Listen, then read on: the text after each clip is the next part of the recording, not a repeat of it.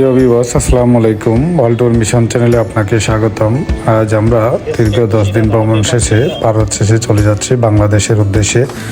তো এই ভিডিওতে আপনাদের জন্য যা থাকছে তা হলো কিভাবে খুব কম দামে এবং কম খরচে কিভাবে আমরা এখান থেকে কলকাতা শহর থেকে হোটেল থেকে বেরিয়ে বেনাপোল গেলাম তার বিস্তারিত। তো ভিউয়ার্স, চলুন দেখে নিই কীভাবে আমরা খুব সহজে এবং কম খরচে এবং স্বল্প ব্যয়ে কলকাতা শহরের মার্কেট স্ট্রিটের হোটেল থেকে বেরিয়ে বেনাপোল পর্যন্ত কিভাবে আসলাম তার বিস্তারিত। হোটেল থেকে বেরিয়ে আমরা সর্বপ্রথমে আসলাম নিউ মার্কেট হয়ে ধর্মতলা মেট্রো স্টেশন এসপ্লানেটে।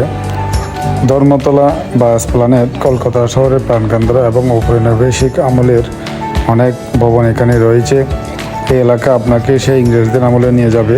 এখানে শহরের গুরুত্বপূর্ণ ভবন রয়েছে এবং এটি শহরের পুরানো কেন্দ্রীয় বাণিজ্যিক অঞ্চল।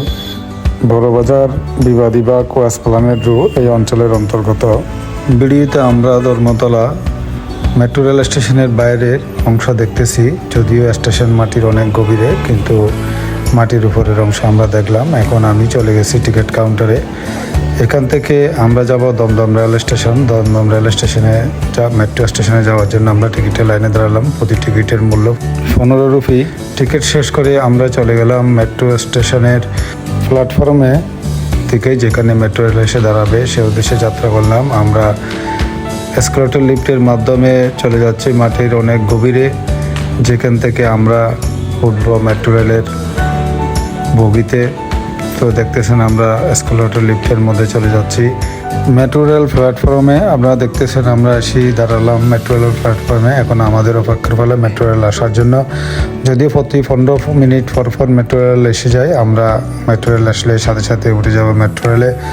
এখন ঘড়িতে বাজে 12:57। আমরা চলে আসলাম দমদম মেট্রো রেল স্টেশনে। মেট্রো রেল স্টেশনে এসে আমরা যাত্রা করলাম দমদম রেল স্টেশনের দিকে। দমদম রেল স্টেশন থেকে আমরা চলে যাব বনগাঁও রেল স্টেশনে। তো আমরা সেজন্য এখন দমদম রেল স্টেশনের দিকে যাচ্ছি। দমদম রেল স্টেশনে এসে আমরা ভারতীয় পণ্যরূপীতে দমদম রেল স্টেশন থেকে বনগাঁও রেল স্টেশন পর্যন্ত টিকিট সংগ্রহ করলাম।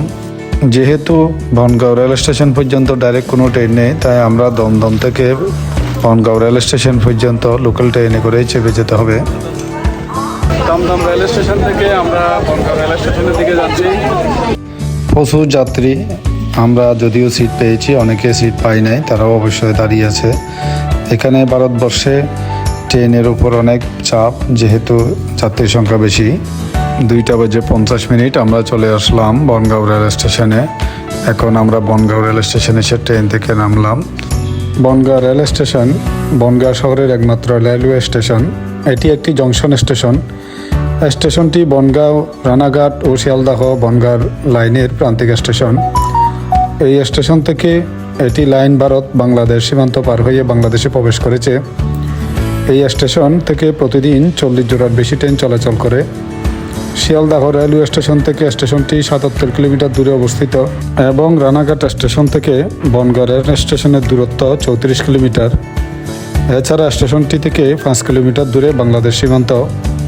এই পথে বহু পণ্যগামী রেল চলাচল করে বাংলাদেশে। এই স্টেশনের সঙ্গে একসময় খুলনা ও যশোর শহরের সরাসরি রেল যোগাযোগ ছিল। বর্তমানে স্টেশনটি বনগাঁ শহর ও পার্শ্ববর্তী এলাকার রেল পরিষেবা প্রদান করে থাকে। স্টেশনটি যশোর রোড থেকে 1.5 কিলোমিটার দূরত্বে অবস্থিত।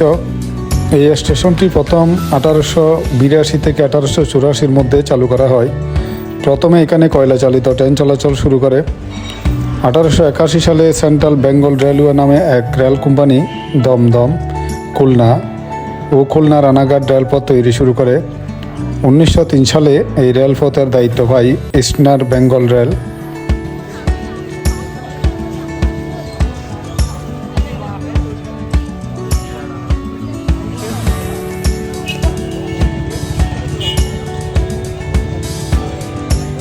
রেল স্টেশনে এসে গেলাম।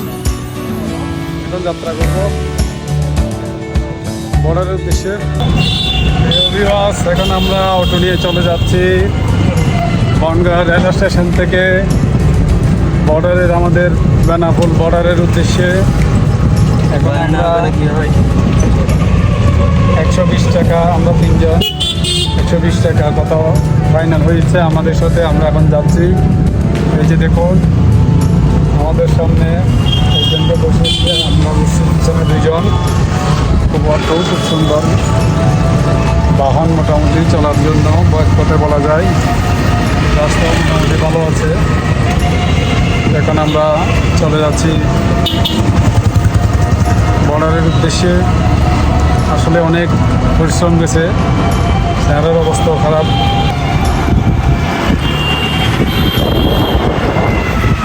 এখন বর্ডারের উদ্দেশ্যে যাত্রা করলাম।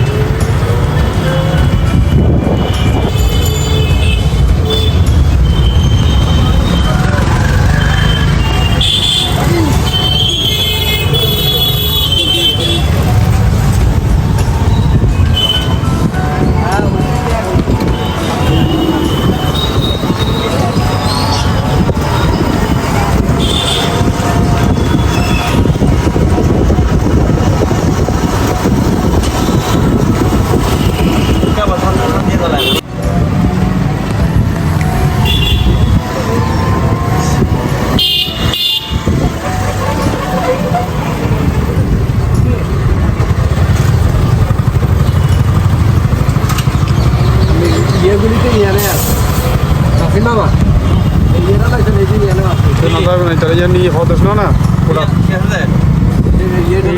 ye area address area na ito plastic এটা নি এটা কিসে এটা কি আছে জানি না কাপড় লাগানো দিলো এর আগে বলে তো কালার দিবে আছে না কালার দিবে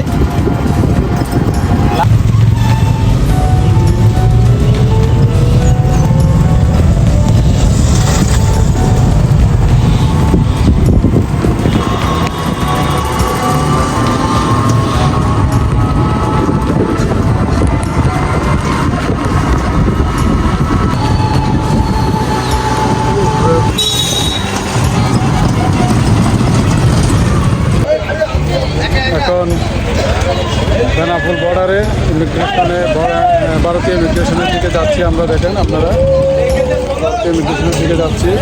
এই যে ভারতীয় ইমিগ্রেশন, আমরা এখন ভারতীয় ইমিগ্রেশন পার হয়ে বাংলাদেশ ইমিগ্রেশনে ঢুকে যাব। এখন আমরা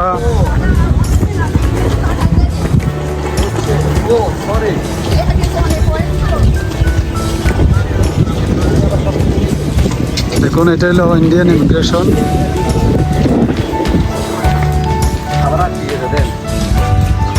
আমরা ইমিগ্রেশন পার হচ্ছি, ইন্ডিয়ান ইমিগ্রেশন পার হয়ে এখন বাংলাদেশ ইমিগ্রেশনে চলে যাব।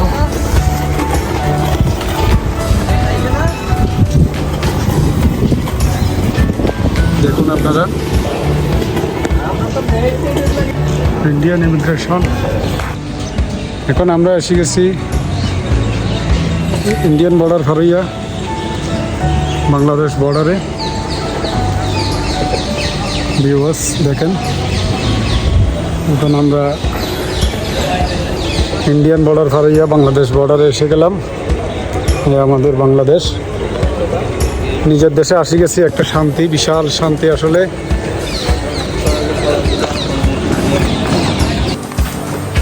আমরা কাস্টম ফেরিয়ে এখন ইমিগ্রেশনের দিকে যাচ্ছি। আমাদের এসে গেলাম ইনশাল্লাহ। এখন আমরা যাত্রা করবো আজকে।